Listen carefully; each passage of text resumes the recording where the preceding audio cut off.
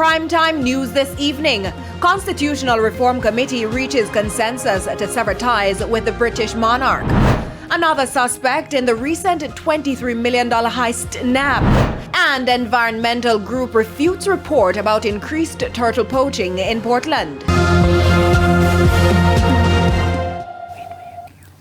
Good evening and welcome to Primetime News, live on air and online at onespotmedia.com. I'm Herman Green. And I'm Janella Precious with a preview of what's to come in the financial week. Here's Javon Keys. Well, Janella, inflation and all is not stopping those interested in participating in Carnival this year. In fact, they're saying demand is high. I'll give you the details a little later on in the financial week.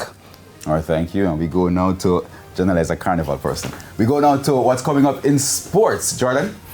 Well, it might not be a carnival atmosphere for the Reggae Boys, Herman, in the Gold Cup. They've been drawn against the defending champions and CONCACAF giants, the USA, in their group. Could be a little bit tricky in terms of getting out of the group for them. I'll tell you more in Primetime Sports Friday.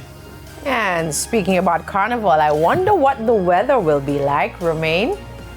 Thanks so much, Janella. Now, a trough is across the western portion of the Caribbean Basin, and we are anticipating an increase in thunderstorms for tomorrow, but we're expecting drier conditions on Sunday and more thunderstorms for Tuesday. I'll have more in the weather report and forecast.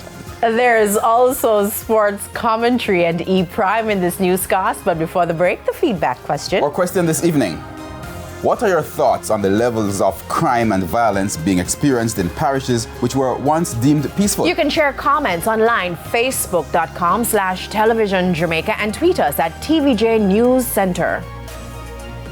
Please stay tuned. Primetime News returns right after this break.